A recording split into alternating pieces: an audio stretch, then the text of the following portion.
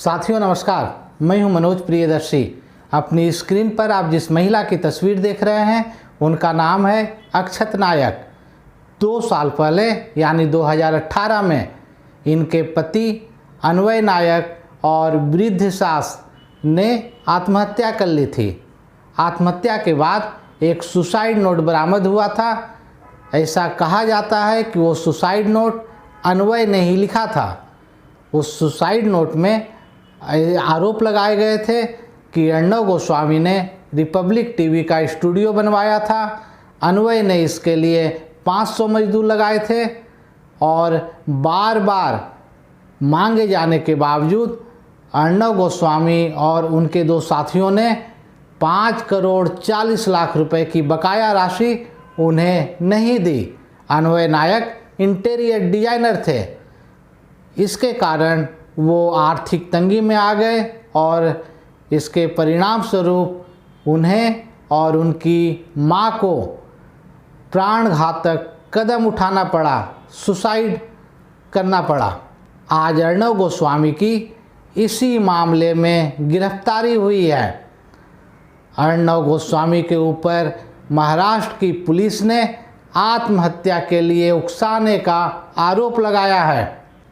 इस मामले की जांच भी हुई थी, लेकिन उस वक्त पुलिस का कहना था कि कोई सबूत अर्णव के खिलाफ नहीं मिले और उसने कोर्ट में क्लोजर रिपोर्ट दाखिल कर दी थी। क्लोजर रिपोर्ट का मतलब होता है कि मामले का खात्मा। लेकिन इस साल मई महीने में ये मामला दोबारा चर्चा में आ गया जब अन्वय की पत्नी ने एक वीडियो संदेश जारी किया और न्याय की गुहार लगाई महाराष्ट्र सरकार से। इनकी बेटी महाराष्ट्र के गृह मंत्री से भी मिली और उसके बाद गृह मंत्री ने दोबारा जांच के आदेश दिए। अगर इस मामले के लिहाज से देखा जाए तो रिपब्लिक टीवी के editor in chief Arnab Goswami एक आरोपी हैं। आज उनकी कोर्ट में पेशी भी हुई है और जिस तरह की खबरें आ रही है, खुद अर्णव गोस्वामी ने ये बताया कि महाराष्ट्र की पुलिस ने थाने में उनके साथ बदसलूकी की, उन्हें टॉर्चर किया, उनके घर में भी उनके साथ हाथापाई की गई, मारपीट की गई। तो अगर इस तरह की चीज़ें की गई है तो निश्चित तौर पर यह शर्मनाक है, निंदनीय है और मैं इसकी भर्त्सना करता हूँ। लेकिन अर्णव गोस्वामी की जो पत्रकारिता है, जिस तरह वो खुलेआम, चाहे वो महाराष्ट्र पुलिस हो, मुंबई पुलिस हो, महाराष्ट्र की सरकार हो, सबको वो खुले तौर पर धमकी देते हैं, तो पत्रकारिता ऐसी नहीं होती। पत्रकारिता सम्मानजनक पेशा है और वो सबको एक नज़रिए से देखना सिखाता है। अब मैं आपको अर्णव गोस्वामी की गिरफ्तारी के निहितार्थ बताने जा रहा हूँ। इसे ध्यान से सुने और समझें। आपने देखा होगा जैसे ही अर्णव गोस्वामी की गिरफ्तारी हुई, केंद्र की पूरी मशीनरी, केंद्र सरकार के कई वरिष्ठ मंत्री, यहाँ तक कि गृह मंत्री, रक्षा मंत्री, सूचना प्रसारण मंत्री, भाजपा के राष्ट्रीय अध्यक्ष, कई भाजपा शासित राज्यों के मुख्यमंत्री, सांसद, सभी सामने आए।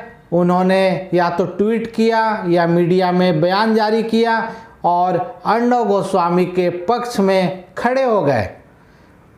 उन्होंने स्पष्ट तौर पर कहा कि ये मीडिया पे हमला है, अभिव्यक्ति की आज़ादी पे हमला है। उन्होंने इंदिरा गांधी की सरकार के समय जो देश में आपातकाल लगाया गया था, उससे अब महाराष्ट्र की उन्होंने तुलना की। इसके अलावा उन्होंने कई सारी बातें कही। अगर आप ये सोच रहे हैं कि ये पूरा मामला अर्णव गोस्वामी वर्सेस मुंबई पुलिस या महाराष्ट्र सरकार है तो आप बिल्कुल गलत हैं। ये मामला केंद्र की भाजपा सरकार वर्सेस महाराष्ट्र की शिवसेना सरकार का है।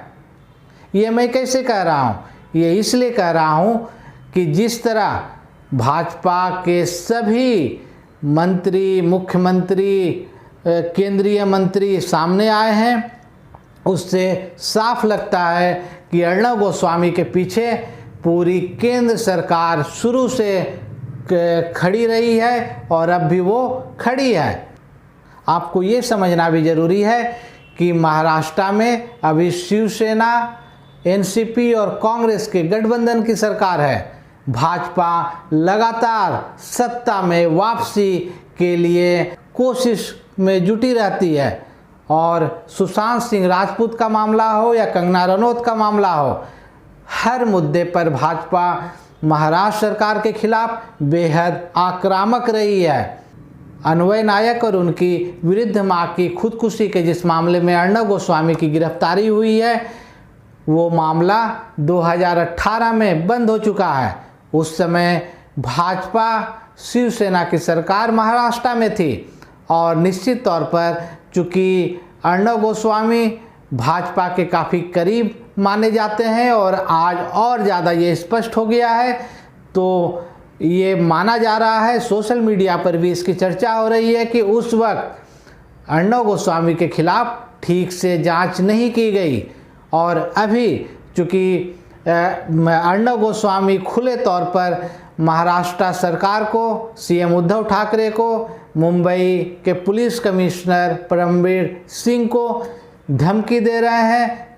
वो बोल भी चुके हैं कि मुझे गिरफ्तार करके दिखाओ, मैं सच दिखाता रहूँगा, तुम्हारी साजिश का भंडाफोड़ करता रहूँगा। वो पाल घर का उदाहरण देते हैं, वो कई तरह का उदाहरण देते हैं और इन सब चीज़ों से ये पूरा मामला अहम का हो गया है। और निश्चित तौर पर जब आप किसी पे उंगली उठाएंगे, खुलेआम धमकी देंगे, तो सामने वाला भी बर्दाश्त नहीं करेगा। और केंद्र में भले ही भाजपा की सरकार हो, आपको वहाँ से समर्थन मिल रहा हो, लेकिन आप अभी महाराष्ट्र में हैं और महाराष्ट्र में भाजपा की सरकार नहीं है। दूसरी चीज़ आपने देखा होगा, आज पत्रकारिता बेहद सिलेक्टिव हो गई है। अर्णव गोस्वामी की पत्रकारिता का उदाहरण अगर हम लेते हैं तो वो पालघर का मामला दिखाते हैं, उसमें सोनिया गांधी कांग्रेस की सरकार, शिवसेना, एनसीपी की सरकार को कोसती है, लेकिन जब उत्तर प्रदेश में किसी पुजारी पर हमला हो जाता है तो वो शांत रहती है।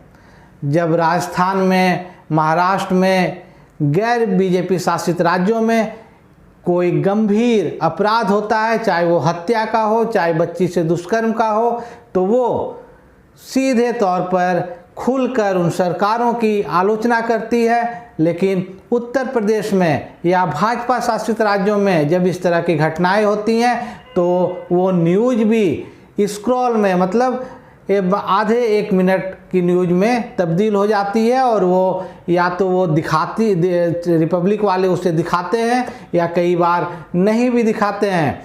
तो कुल मिलाकर आज की पत्रकारिता सिलेक्टिव हो गई है, अपने हिसाब से चलने वाली पत्रकारिता हो गई है। और ये सिर्फ अर्णव गोस्वामी नहीं कर रहे हैं, ऐसा लगभग हर मीडिया समूह आज के दौर में कर रहा है, कोई ज़्यादा कोई कम। तो हमें भी सोचना पड़ेगा कि हम अगर किसी के पक्ष में खड़े हो रहे हैं तो आप पूरी तरह निष्पक्ष होकर उनके साथ खड़े हों, पूरी सच्चाई जान लें। इससे देश का लोकतंत्र और भी ज़्यादा मजबूत होगा, हमारी सोच और भी ज़्यादा स्पष्ट होगी और हम ये तय कर पाएंगे कि कौन सही है और कौन गलत है। अर्णव गोस्वामी की गिरफ्तारी पर मैंने एक और वीडियो आज बनाया है, अगर आपने नहीं देखा है तो उसकी लिंक मैंने डिस्क्रिप्शन बॉक्स में दे दी है, आप उसे ज़रूर देखें। एक बात और मैं आपसे करना चाहूँगा, वो ये कि रिपब्लिक टीवी इसे अर्णव गोस्वामी की गिरफ्तारी को अभिव्यक्ति की आज़ादी पर, लोकतंत्र के चौथे स्तंभ पर, मीडिया पर हमला बता रहा है। लेकिन मेरा ये स्पष्ट मानना है, मैंने उस वीडियो में भी ये बात कही थी कि ये अभिव्यक्ति की ना आज़ादी पर हमला है ना लोकतंत्र पर हमला है। आप व्यक्तिगत भड़ास किसी सरकार के खिलाफ, किसी पुलिस के खिलाफ आप निकाल रहे हैं और इस कारण ये परिस्थितियाँ पैदा हो गई हैं। मैं खुद पत्रकार हूँ और इसलिए जानता हूँ कि पत्रकारिता कैसे की जाती है। पत्रकारिता एक पक्षीय कभी नहीं होती।